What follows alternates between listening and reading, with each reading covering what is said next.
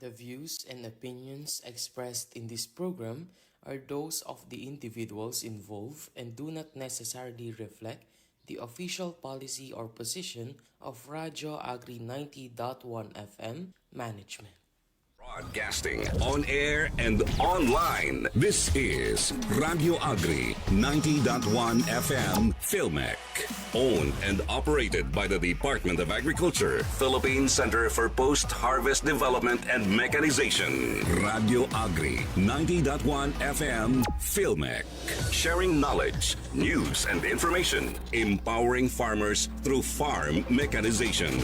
Radio Agri 90.1 FM Filmec. A food-secured nation for everyone.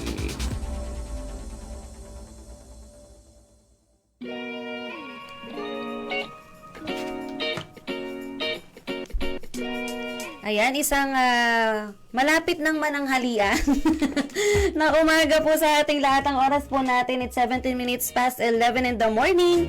At ngayon nga po ay last Friday ng April. It's April 25, 2025. At dahil po Biyernes, for sure, ang mga empleyado sa iba't ibang mga opisina po natin ay excited na rin for this coming weekend. But syempre, bago tayo magpunta sa ating hinihintay na weekends, samahan niyo po muna kami mula ngayong oras to hanggang mamayang bandang alas 12 ng tanghali para po sa isang oras natin na kwentuhan tungkol po sa intellectual property o ang mga yamang isip. Sabi nga po natin sa programang Kaaypihan na lagi pong sa inyo every Friday 11 a.m. to 12 noon. Dito lang po yan sa Radyo Agri 90.1 FM, kasaganaan para sa bayan. At makakasama po ninyo ako, of course, Badat from Radyo Agri and Applied Communication Division. At syempre, kasama ko pa rin, of course, ang ating mga bagong host. Actually, hindi na siya bago. Medyo bagong host. Ayan, na ipapakilala po natin mamaya. But before that po, syempre, batiin muna natin, of course, ang ating mga kasamahan sa Filmec. Of course, sa pangunguna po ng ating Director 4, Dr. Junicio Alvindia, ang ating pong Director 3, Sir Joel Dator, ang mga directors po natin, ang mga cluster directors, division chiefs, at syempre, special shout out po, of course, kay Sir Bart Tesorero Jr., ang acting division chief po ng TMTD. Gayon din sa lahat po ng mga kasamahan natin ito sa Filmec, mga naka-travel, sa ating pong mga drivers, guards on duty, ang ating mga utility personnel, at sa mga farmers at sa lahat po ng bumubuo ng ating agricultural sector and sa mga kapitbahay po nating mga ahensya. Yon. So, ngayon nga po at this point ay muli ko po ipapakilala sa inyo ang ating mga host po sa ating programang Kaaypihan. Walang iba kundi si na Engineer Leo Sarmiento and si Ma'am Jam De Guia. Ayan. So, shout out po muna tayo, Sir Leo and Ma'am Jam. Hello po, muli po ay magandang umaga sa inyong lahat at muli po ay nagkita-kita na naman tayo para sa isang programa ng Kaaypihan. Yes. Ayan, Ma'am Jam.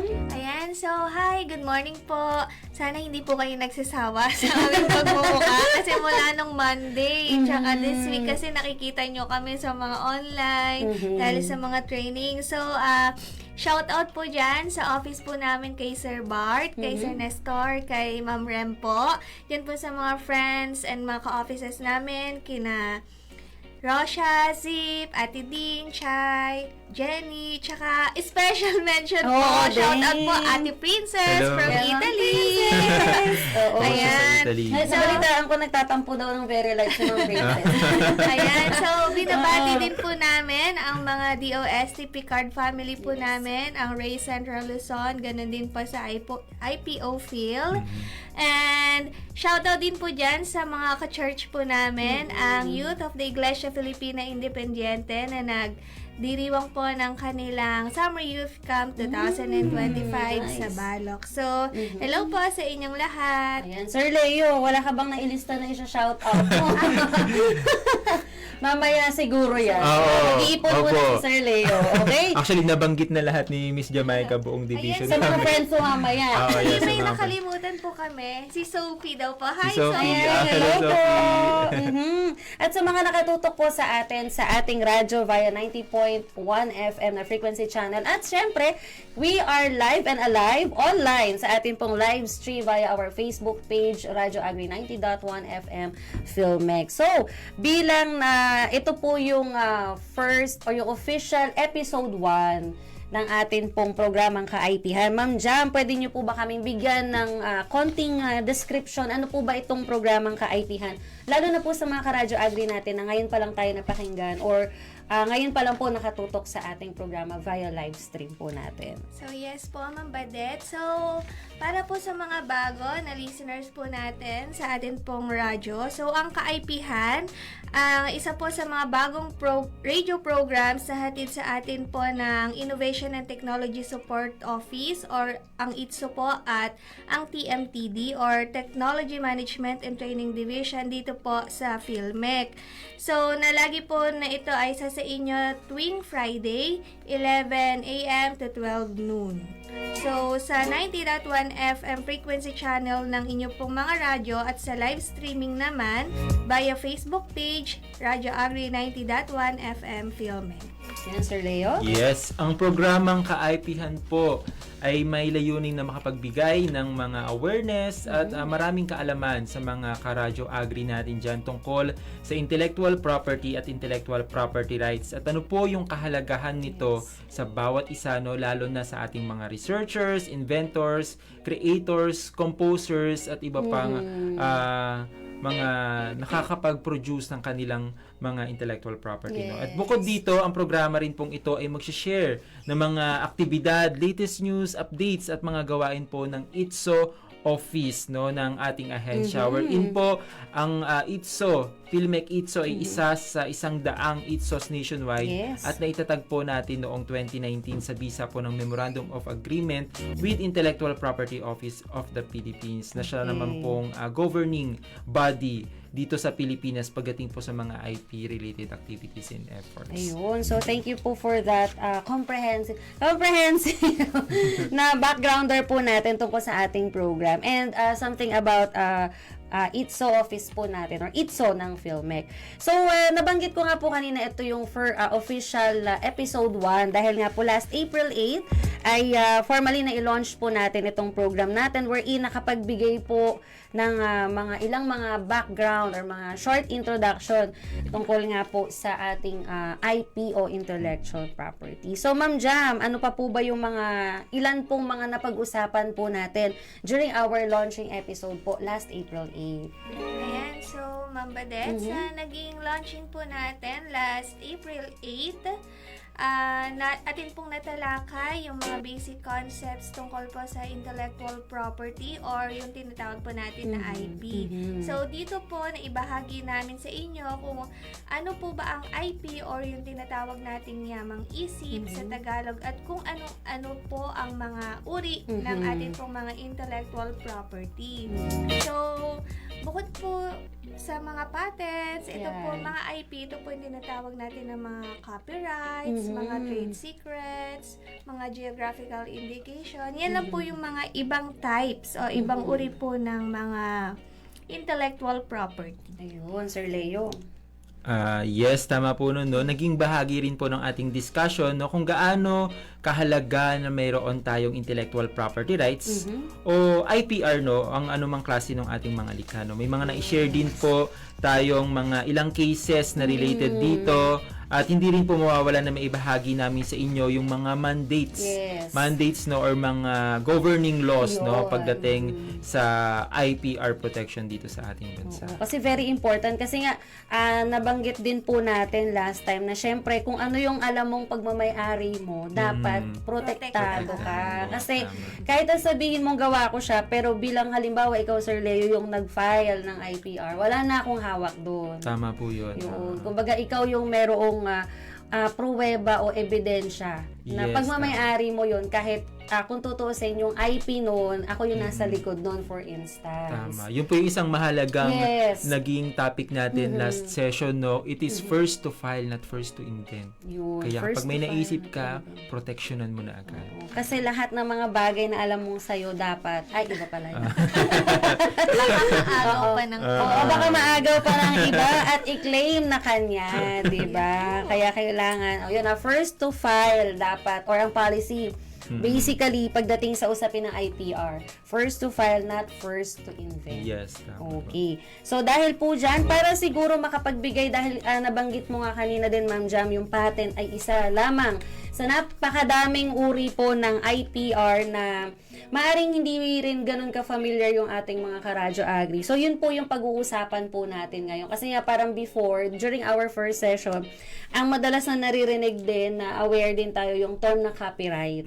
So, ngayon po ay i-ano natin siya, i-leave muna natin yung ibang mga klase ng mga IPRs and we will focus on our first episode tungkol po sa tinatawag natin na patents. Okay? So, siguro po, ready na sina Sir Leo and Ma'am Jam para po mapag-usapan natin in detail ito pong tinatawag natin na patent. So, I'll be starting the question po. Ano nga po ba itong tinatawag natin na patent? At ano po siguro yung distinct or something na naiiba po sa patent compared po sa ibang mga IPRs po natin. So, pag sinabi nating patent, actually, ito pinaka-familiar siguro dito yung ating mga researchers, mga inventors, yung mga gumagawa ng mga technology na tangible like mga machines. Yun. Ayan. So, ang patent, tinatawag siyang major invention. No? Ito yung mga technologies na groundbreaking, na talagang parang binago niya yung mundo, no? Ay, So, for example, ganon ka-intense, ganon yung requirement talaga pagdating sa may patent. Kailangan groundbreaking technology yan. Ibig sabihin, kailangan novel siya na iibaw, no? Walang iba pang tao or entity na naka-invento, naka-create ng technology na yon. That's why it's called major invention, no? So, meron tatlong legal requirement pagdating sa patent. Okay. So, yun yung mga kailangan maipasa para maging patentable or mag-grant ka ng patent. Una dyan, yung tinatawag na novelty. Kailangan bago yung technology, no? Wala pang ibang nakagawa nung technology na yon, novel nga, new, no? Okay. Ibig sabihin, hindi dapat siya part ng prior art, no? So, pag sinabi natin prior art, yun yung mga anything that is already made public, no? So, yun yung prior art. So, ibig sabihin, mga publicly disclosed na mga technologies, kailangan hindi part yung patent mo ng prior art para masabi siyang novel. Mga bagong talaga siya, oo. 100% bago. Oo, so hindi naman kailangan talaga totally na yung sinabi ko na yung groundbreaking talaga na. Ibig sabihin ko lang is new siya. Kumbaga pag nakita siya ng tao, wala pa, hindi pa nagagawa talaga yan. For example, 'di ba? Nung na-imbento yung telepono ni Alexander Graham Bell, that's a new technology. Yes. Wala pang ibang nakakagawa ng technology na yun. That's why it is patented technology. Yung sa GPS na ginagamit ng mga US Navy, sa mga phone natin, di ba, yung Global Positioning System, it's a very new technology. Wala pang ibang entity na naka-invento noon prior to that. Kaya, di ba, very groundbreaking siya di ba? Talagang nabago niya yung kung paano tayo mag-navigate, di ba? Tama, oo. Ayan. So, novelty yung una. Pangalawa yung inventiveness. Okay. Inventive step. So, ibig sabihin lang, kailangan yung technology, hindi siya madaling gawin. Kaya tinatawag din siya na non-obvious. Kailangan, kapag nakita ko yung technology, paano ba siya gawin? Parang ganon. Ano yung naisip yun? Oo. Paano mo naisip yun? Well, of course, may iba't ibang test na ginagawa ang IPOPIL kapag nag-file tayo sa kanila, no? May iba-ibang test siya na ginagawa to determine kung kung inventive ba talaga siya, kung non-obvious ba talaga siya. No? So, novelty, inventive step, at yung huli, yung industrial applicability. So, kailangan nagagamit siya sa industry, no? So, halimbawa, actually sa tatlo, ito yung pinakamadaling maipasa, no? Kasi, usually naman, lahat ng ginagawa nating technology, di ba, ginagamit talaga siya sa industry. Yes, oo. Halimbawa, dito sa PhilMech, di ba, nag-research tayo kasi may paggagamitan tayo. Oo. So, yun yung tatlo, no? Novelty, inventiveness, and industrial applicability. So, yun po yung patent, no? Okay. Yun yung para mag-grant ka for patent, yun yung tatlong legal requirement tinitignan. At tatandaan lang natin, basta pag sinabing patent, it is major invention. Ngayon, paano naman siya naiiba dun sa ibang mga IPR, no? So, for example, Miss Jamaica, no, pag sinabi nating utility model, yan. Meron kasing utility model. So, utility model, ito ay petty patents. Minor invention naman yun. Merong industrial design. Yung utility model, ito ba yung example natin last time, yung sa ballpen? Yes, Yun, yes, na ballpen na may takip, ballpen na mabango, ballpen na may glitter. So, yun ay mga utility models. Tapos, ang major invention o yung patent is yung ballpen mismo. Yung unang-unang ballpen. Yes. Yun. Ayun, Ma'am Badet, yung sa may tanong naman po na ano ba yung kaibahan ng patent sa ibang IPR. So, dito po sa patent ay ang kaibahan niya po, pwede po natin siyang i-apply not only here in the Philippines but sa international. So, yun po ang isang maganda sa nakatangian ng patent. So, hindi lang siya nalilimit here in the Philippines, pwede siya abroad. So, for example po noon, meron po tayong invention na talagang, gaya nga po sabi kanina ni Sir Leo, na ikaw lang talaga yung nakagawa nun, nakaisip bagong-bago. So, sa buong mundo wala pa. Yes. Pwede mo siyang i-file internationally. Wow. Ganun. Yun po ang distinct na kakaiba sa patent. As in, ikaw lang Compare po sa talaga iba. yung nakaisip, gumawa, nag-conceptualize, lahat yung buong proseso. Sa'yo talaga galing. Kaya kailangan pinoprotektahan talaga yun, lalo na yun. Kasi ang bigat, like, na-mention mo, Sir Leo, major invention siya dapat, groundbreaking. Yes. Ikaw lang yung dapat na nakaisip nun at wala siyang parang prior art. Yung prior art na wala siyang pinanggalingan na idea or existing technology na. Dahil may iba siyang category which is yung utility model nga. Yes, oo. Yung ibang IPR na yun, no? Yes. So, meron pang utility model, meron pang Copyright. industrial design, copyright, trademark. So, iba-iba yung treatment doon. Iba-iba rin yung requirement niya para maipasa. So, siguro sa mga susunod nating session, yun. discuss naman natin yung iba't ibang Isa-isahin natin isa-isahin yan. naman natin. No? So, patent lang muna tayo ngayon, kaya patent muna kalma tayo. lang tayong lahat. Radyo. Kasi, parang sa patent, parang kulang nga yung session natin. Magpa-part 2 ba ito? Abangan natin mamaya. Depende yan. But anyways, bakit nga po ba mahalaga na mai-subject sa protection ito pong o yung isang patent. Kumbaga ma-expound po natin, although napahagingan mo na din at some point kanina, Sir Leo. And sino po ba ang makikinabang once po na maibigay yung IPR sa patent at sa papaanong paraan po makikinabang yung inventor or the person behind po nung isang patent? Ayan. So, actually, sa patent system, no, sinasabi doon yung incentives na nakukuha ng isang patent owner kapag siya ay nag-grant ka ng patent. Actually, kasama yan sa Philippine Constitution, no, na sinasabi doon na kailangan protektahan yung isang invention or creative output ng isang individual, ng isang Filipino, no. So, dali natin sa context ng dito sa mga RDIs, no. Dito sa PhilMec, no. Ang magandang epekto na napaprotektahan natin yung technology natin. Una, syempre, sa atin yung technology. Yes. No? Walang ibang pwedeng umagaw nun. Kapag yan napaprotektahan mo at na-commercialize mo, ikaw lang yung merong ganun sa market. Kasi granted ka ng patent. So, ibig sabihin, unique yung iyong technology. And with that, magkakaroon ka ng monopoly sa industry na yun. Kasi ikaw lang naman yung may technology na ganun, no?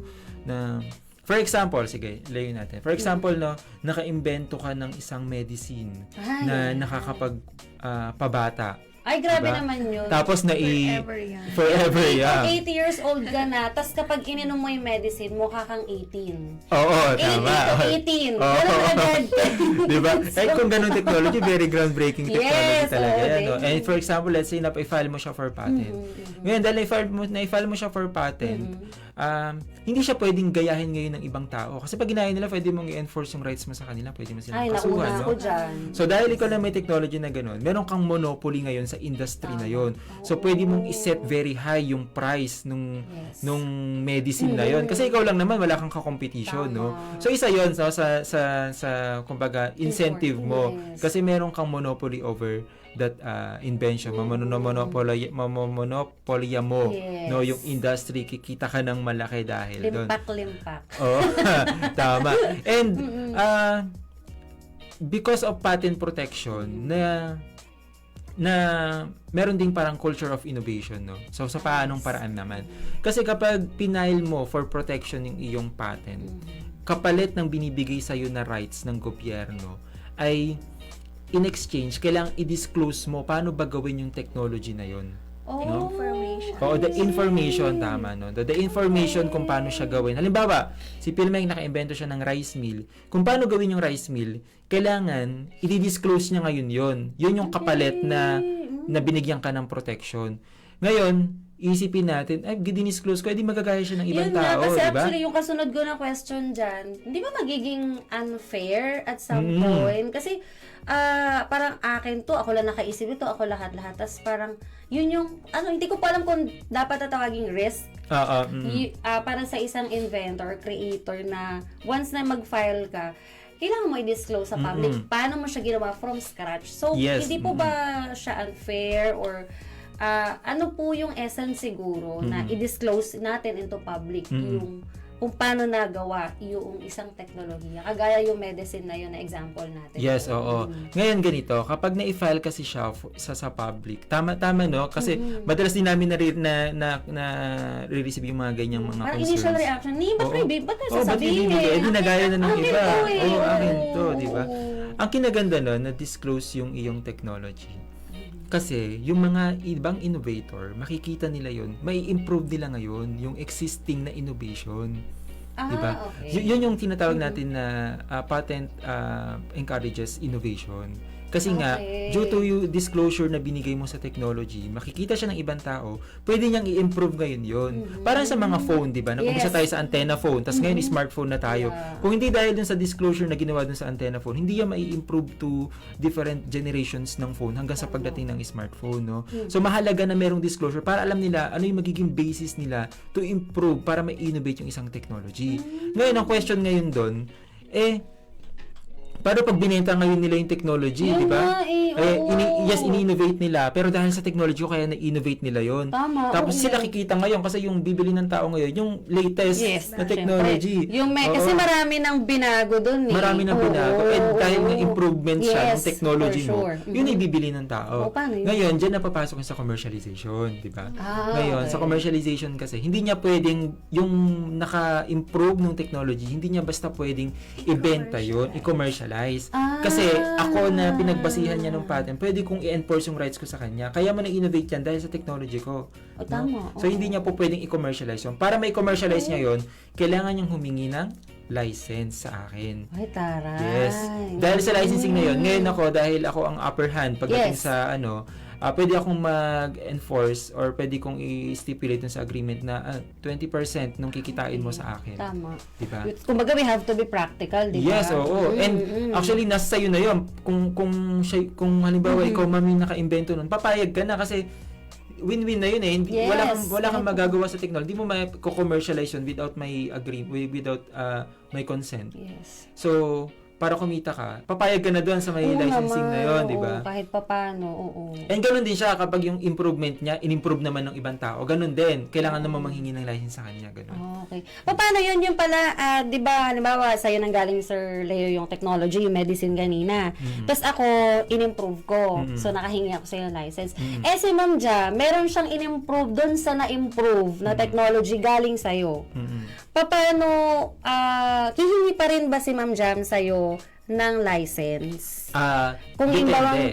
i-commercialize yung kanyang mas improved na medicine, halimbawa. Depende yun. Kung halimbawa yung yung patent ko na hawak, di ba may expiration ng patent? 20 years. Okay. Ngayon, kung halimbawa na-improve niya tapos past 20 years naman na nakalipas, ibig sabihin wala na akong protection doon.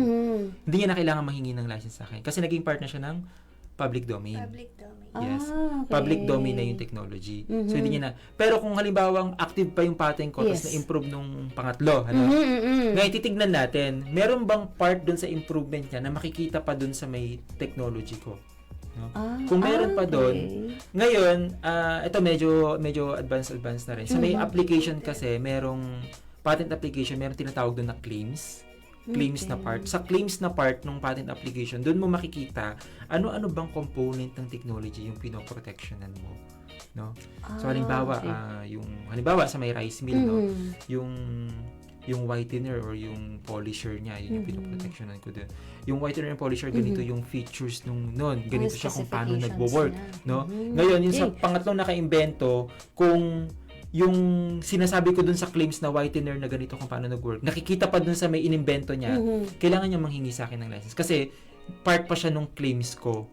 Okay. Kasi So, naka-include pa siya dun sa application Yes, mo. naka-include Kaya pa dun sa rights. application ko. Okay. Naka-include siya sa application ko at active pa yung patent, hindi pa expired. So, kailangan niyang manghingi pa ng license din sa akin. And ganun din dun sa may pinaggayahan niya. Yes, dun sa Oo. second. Oo. Oo, kasi baka meron din, kasi may sarili din claims yung kanya, no? May mga sarili din siyang claims doon. So, baka mahagip din yon nung pangatlong nag-imbento. So, kailangan niya pa rin na manghingi ng license. So, case-to-case basis yan. Kaya kasi po, actually naisip ko, di ba parang regardless kung pang ilang improvement siya, like sa mga smartphones ngayon. Kasi after all, ang baseline nun, yung unang-unang telepono or yung cellphone mismo. So parang iniisip ko po na parang kahit pa paano, meron at meron pa din na makahagip. Pero yun pala, hindi naman siya applicable sa lahat ng pagkakataon na gano'n. Okay. Depende po yun. Talagang titignan natin ano ba yung nilalaman ng patent documents niya. No? Kaya pala kailangan in detail yung detail patent talaga. application mo. Yes, no? lalo yung claims na part. Yung kasi yung heart ng patent application, yun yung tinitignan ng mga examiner. Yun ang pinakamahirap gawin. Yun talaga. Bukod dun sa mismong invention, di ba? Yung creation. Oo nga, kasi kailangan crucial yung pag-apply mo ng ng patent application. Specifically or especially yung claims. Kasi kailangan tingnan mo lahat. Siguraduhin mo lahat na bigyan mo ng protection. Oo. And hindi siya technical. Yung pagkakasulat ng claims, hindi po siya technical writing. Legal writing siya. Doon po pumapasok kaming mga IP enablers, mga patent drafters, sa kung paano siya isulat. Kasi talagang isusulat mo siya according to what is written in the law. No? So kung ano yung guidelines na nakasulat doon, yung way ng pagkakasulat, ganun talaga. So, doon talaga, no? So, legal, legal. Actually, ang patent document po is a legal document. It's not a technical document, it's a legal document. Okay. So, medyo madiwara, no? Oo, kasi Mukha yun lang siyang simple, pero mahirap. Kumbaga, hindi siya nagtatapos sa naka-invento or na-improve mo lang yung isang invention para kahit papano ma-ensure mo na at the end of the day ay hindi lang yung in terms of parang legally pagmamay-ari, masasabi mong pagmamay-ari. But of course, yung mga incentives nga na na-mention mo. Of course, kahit po paano hindi ka naman gagawa ng isang bagay, mga invention or technology, kung hindi mo din naiisip at some point yung mga rewards and incentives or privileges behind doon or once na matapos mo yun. Di ba dito lang sa PhilMec, di ba yung mga nakukuhang royalty payments, yung mga technology generator natin. So may nakukuha sila from the commercialization ng technology. That yung mismo na yun, ano na yun incentive na yun di ba? Totoo. Kasi yung bukod po sa syempre yung para kahit pa paano yung pride mo na na-improve from your invention or creation yung isang teknolohiya. Pero yung syempre kapakinabangan nun sa other aspects like in terms of economics, di ba, financial, andun at nandun pa rin. And of course, yung kanyang maitutulong sa community, dun sa industry, which is isa sa mga requirements nga ng isang patent. Ayun. So, na-mention mo na rin kanina, Sir Leo, na meron tayong pinagdadaanan na patent application. So, ano po ba yung process naman ito? Aside dun sa na-mention mo kanina na claims, tapos sino po yung dapat na mag-apply nung application for a patent? O kumbaga parang kailangan ba yung mismong nag-invent or meron mga other parties or individuals that can file for the patent application? Okay. Sa patent application, mayroong may dalawa kang makikitang listahan ng mga pangalan. So, either owner or inventor, no? Ayun, oo. May owner saka inventor. So, hindi ibig sabihin na inventor ka, ikaw na yung owner. Okay. Halimbawa dito sa PhilMec, ang inventor, yung mga researcher talaga natin. Pero ang owner, si PhilMec. Okay. No? Meron pa palang isa, si applicant. Ang applicant, is the Tayo. office Oo, mismo. the office mismo. Oo. So, ayun. Paano siya ina-apply? Actually, mahabang proseso, no? Oh, Mahabang kulang talaga proseso isang, talaga. sa application pa lang po, Oo. kulang na isang oras. Pero pasimplihin na lang Yes, natin. yes, no? opo. Dito sa PhilMec, ang nag-a-apply, well, yung ITSO mismo, no? So, yun, nag-a-apply nun. And then, kapag may mga dumadating na mga office actions, mga responses from the IPOPIL, so, yun ay kumbaga, kino-coordinate natin sa mga researchers. Kasi may mga laman yung mga yon na hindi namin masasagot. Yes. Talagang sila yung nakakaalam. Kasi kanila yung technology. Yes. No? Kami lang yung parang magsusulat kung paano siya isusulat in a legal way. Ganyan. So, ayun. So, sa applications din, ayan, may mga corresponding fees yan, no, na binabayaran. Okay. Depende sa kung gaano kahaba yung application mo. Oh. Ayan, oo. Ngayon, actually, minsan may mga lumalapit sa amin gusto magpa-assist. Paano bang ano? Yes, apply. When it comes to application, well, sa ngayon, hindi tayo nagka-cater pa ng mga external clients na magpapa-apply ng application. Dahil nga sa mahaba kasi siyang proseso. Yes. And we need to cater muna yung mga Yes, nandito priority sa atin. natin Oo. ang ating Pero meron technologies. meron kasing programa ang World Intellectual Property Organization, yung tinatawag na Inventors Assistance Program. Okay. So doon yung mga small entities, no, na hindi kumbaga hindi familiar or walang financial capacity to hire or Yes, magpa-draft ng mga application. Kasi mahal po ang pagpapadraft ng application kung sa mga labas yan. idea, mga magkano? Nasa 6 digits? Yes, 6 digits. Ay, 6 digits! Oo. Okay, mag-iipon muna dapat Oo, 6 ang digits po applicant, talaga. owner, or Yun inventor. po yung tinatawag natin na upfront fee. Oo, upfront fee pa lang. Pagdating sa ibig sabihin meron pa. Wait, Meron there's pa. more. Okay. pag pinaprosecute na yung application, pag Okay. dinedefend mo na, yun, syempre meron din yun. Ah, Pero dito sa PhilMec, libre yan. ay, yan yung good news. Libre kasi, Siyempre. oo. Yung technology natin, di Libre ba? pag dito sa PhilMec. Okay. Pero pag sa labas mo talaga yan, naganap ka ng mga patent attorneys or patent agents. Pero kasi malaki talaga yung sinin Mahal nila. po talaga yung bayad. Totoo. Oo. Kaya Tapos, nag-launch ang WIPO ng Inventors Assistance Program para sa mga kinakailangan ng tulong. Tama. Hindi financial yung tulong na ibibigay, kundi kung Okay. paano i-draft ngayon yung application. Oo. Okay. Kumbaga, ayun, pwede yun, hanapin lang sa may website ng WIPO, WIPO. Inventors Assistance Program. Itatapat ka ngayon, no, bibigyan ka ng pro bono agent. Yan. Kaya siya pro bono. Ayun, Pro bono. yes. Si Miss Ate Princess Mercado, Mhm. ano siya, pro bono agent siya. Wow, Certified siya ng WIPO. that's So, good. tumutulong din siya sa mga small entities nga na mag-draft, mag-file na kanilang mga applications. No? Yes. Pero pagdating sa mga payments, kasi pag yan final mo sa IPOPIL, yung mga documents mo, meron yung mga corresponding fees nga. Pero hindi nasagot yun nung WIPO. Sa inventor na yun, no? Kasi yung naka-inventor siya na yung magbabayad ng mga Okay. yan. Kumbaga na-draft naman na yung application. Ikaw na bahala sa Oo. sa kabayaran. Parang Kumbaga yung ganon. pinakamalaking parte, yung Yes. pinakamabigat na part ng pag-a-apply, Oo, nagawa naman nagawa na. mo. So, yung payment na lang, ikaw na sasagot nun, of Oo. course. Yun. Mhm. So, medyo mahaba-habang proseso at malaki-laki rin po actually. Pero it's, for sure, it's all worth it naman. Yes, Kasi oo. once na mabigyan ka ng protection nun, di ba, everything will follow. Like, Yes, oo. despite the disclosure to the public, at least makikita kung ano pa yung pwedeng i-improve. Tapos, doon na papasok yung mga iba pang mga incentives. Like, kahit papano, you'll gain something from the improvements na magagawa ng ibang entity or ibang individuals or the organizations. Oo, tama. Pero to note lang din, no, Yes, hindi ibig sabihin din na pag in-apply mo, ma-approve na yung for patent. Yun It's nga not po, okay. guaranteed. Matic ba yun? Yung Oo. pala sige, yun yung bilang okay na file or nagpatulong po ako sa WIPO on their using the Inventors Assistance Program. Meron, sure po ba na 100%, 101% pa nga ay mabibigyan ako or mabibigyan ako ng rights or ng protection dun sa patent application ko? Well, it is not guaranteed Yun, din. Oo. Kasi kaya nga siya dumadaan sa prosecution.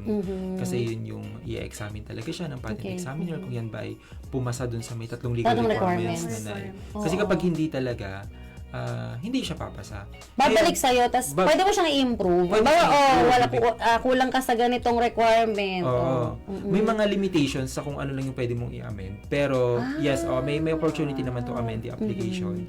No, depende sa kung ano findings ng examiner, ida-draft mo yan according to dun sa gusto niyang amendment, ganyan, para pumasa siya. Ngayon, meron din naman yung kahit anong convince mo kay patent examiner, hindi mo talaga siya maipasa. Oo, yung no? parang yung medyo, syempre, gumastos ka na dyan, di ba? Gumastos ka na, Oo, di ba? tapos talagang, ay, hindi talaga pwede. Parang gano'n. Oo. Ngayon, pwede mo siyang i-convert to utility model. Yun yung ibang, yung Isang option. isang option Okay, lang, okay. pwedeng Yung option. talagang wala na talagang, ginawa mo na lahat. Parang gano'n. Hindi talaga umubra doon sa patent application. Kaya po siya tinatawag na petty patent. Yes, yung ayun. UM, yung utility model.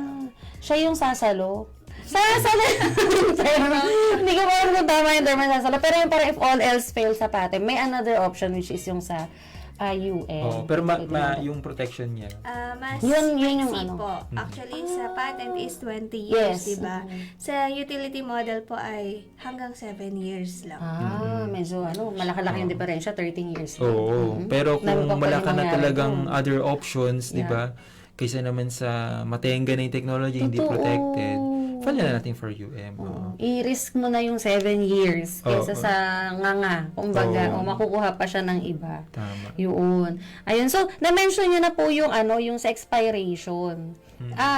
Paano yun halimbawa? Bukod po dun sa na-mention nyo kanina, Sir Leo, na parang pwede nang hindi humingi ng license or ng consent yung third person or third party na mag-i-improve once na mag-expire.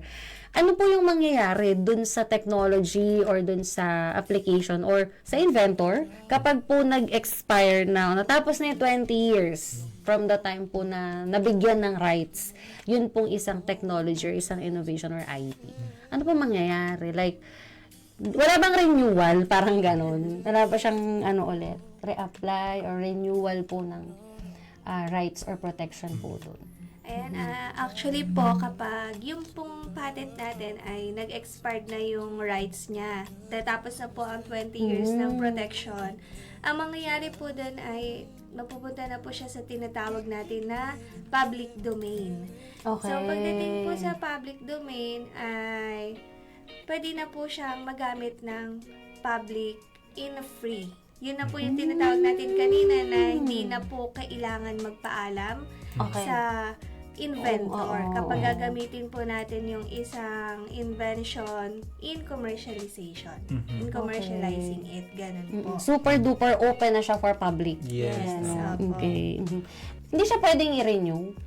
Wala pong renewal ang patent. Okay. Walang renewal ang patent. Actually, may isang example dyan. Example ko na yata ito nung nakaraan. Anyway, yung sa mga gamot, Hindi pa hindi na-exam. pa. Oo, hindi pa na-exam. Sa gamot, yung mga pharmaceutical industry, Yes. di ba, nag-research sila ng mga gamot, binibenta sa public ngayon. Yung mga generic companies, Yes. ang ginagawa po nila, nag-aabang sila ng mga gamot na ma-expire na yung patent. Oo. Para pag mag-expire na yung patent niya, gagayahin niya na ngayon yung formulation nun.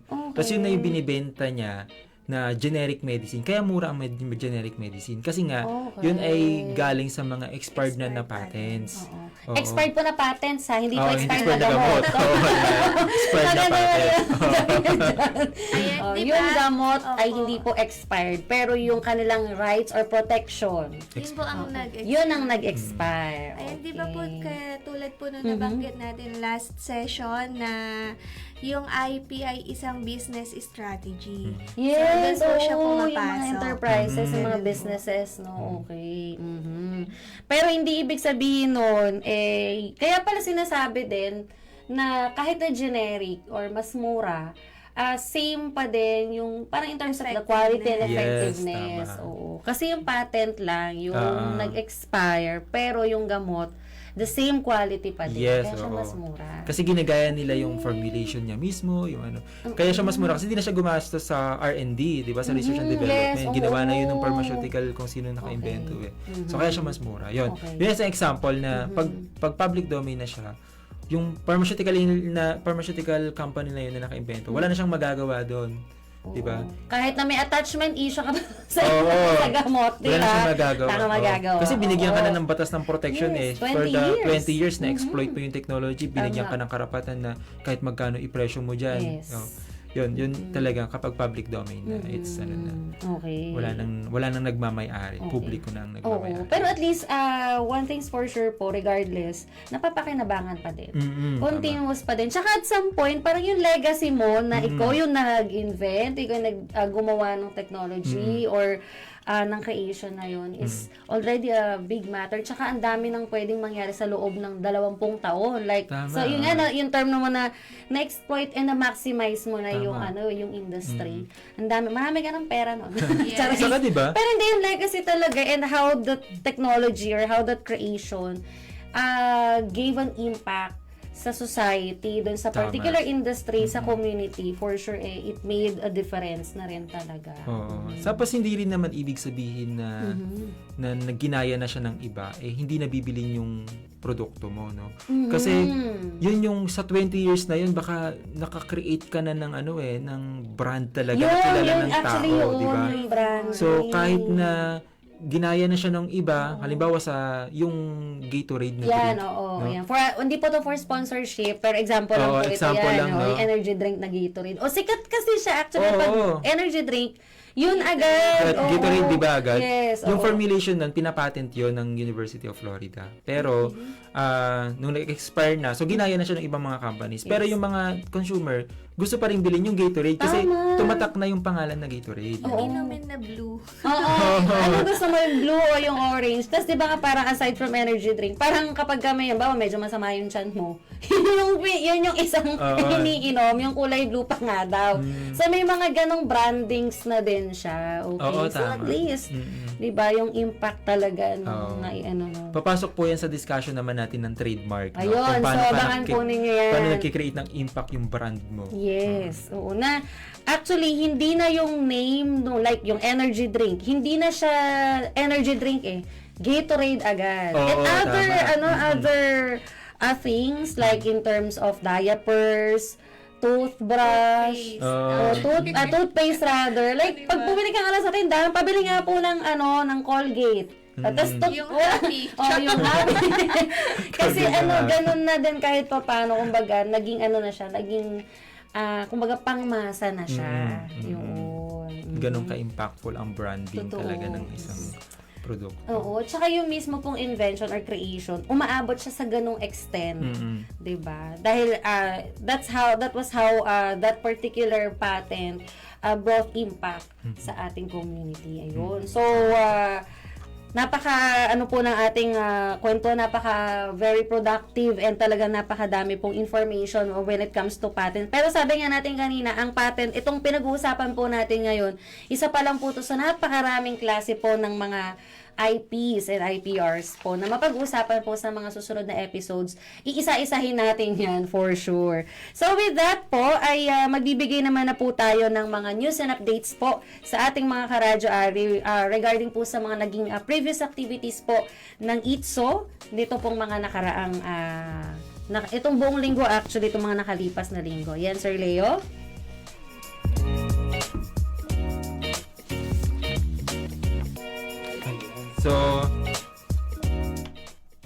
So bilang paggunita po ng taunang National Intellectual Property Month, isinagawa ng PhilMec ang Intellectual Property Week nitong April 21 sa TNBC Hall dito po sa PhilMec. Yes. Sinimulan po natin yung programa sa isang recorded message mula kay Director Andrew Shakowski ng Technology and Innovation Support Division ng World Intellectual Property Organization sa Geneva, Switzerland. So kasama rin sa naging programa ang pagbahagi ng mga naging accomplishments ng ating ITSO office. So matapos naman ang Intellectual Property Week ng ahensya, sa ngayong araw, April 25, nakasentro naman ang NIPM ngayon taon sa temang IP and Music Bringing the Pinoy Beat to the World. Ayan. So, yan yung last April 21 nung Monday as Yes. part of our agency's flag raising. Ayan. So, for our next news po, Ma'am Jam. Yan, so bilang tugon naman po sa National Intellectual Property Month, so PhilMec ITSO nagsagawa ng foundation courses tungkol sa IPR. Okay. So umabot sa 180 participants ang dumalo at nagkaroon ng mga bagong kaalaman tungkol sa intellectual property rights. sa ikinasang 2 araw na webinar on IPR Foundation courses nitong April 23 and 24 ng PhilMec.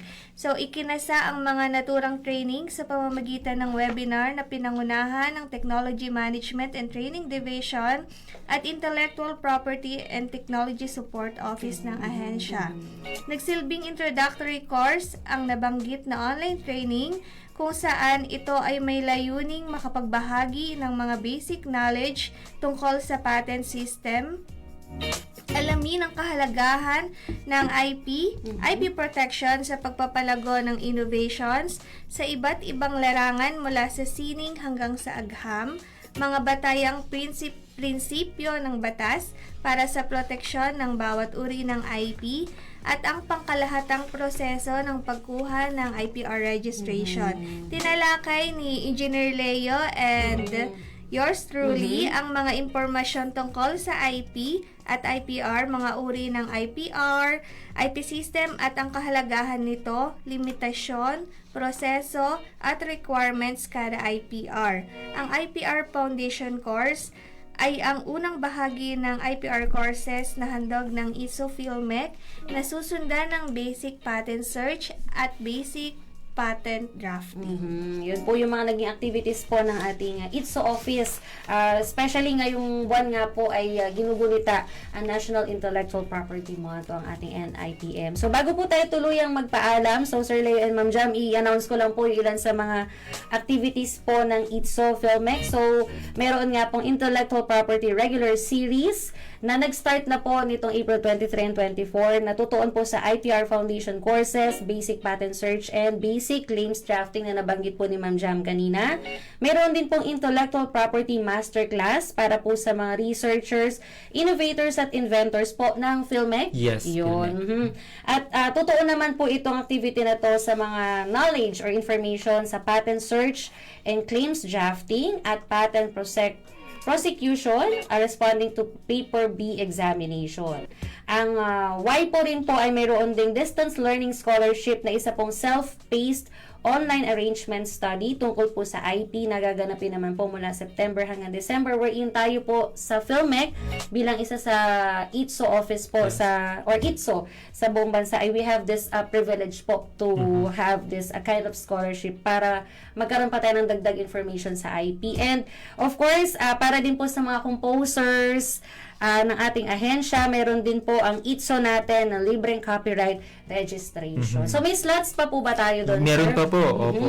Ayun. May So, mga kumontak na po sa atin. Ayun. Pero meron pang slots. yes, ay may slots pa. So, para po sa iba pang mga information natin, lalo na sa ating mga kasamahan dito sa PhilMec with regards to IP and yung mga copyright and other assistance po that relates to our IP and IPR. Andito po sina Sir Leo and Ma'am Jam at of course ang ating ITSO sa TMTD din po pwede po kayong sumadya at makapag-ugnayan po sa kanila. So with that po, dahil 12:03 na, gutom na ang taong bayan. Maraming salamat po Sir Leo and Ma'am Jam sa isang napaka comprehensive, pero syempre nandun yung punong-puno ng kaalaman na episode 1 po natin sa ating programang Ka-IP-han. Lagi pong sumasa inyo at sa inyo every Fridays pa rin po, 11 a.m. to 12 noon. Dito lang po yan sa Radyo Agri 90.1 FM, kasaganaan para sa bayan. Bye for now and happy lunch mga ka-Radyo Agri!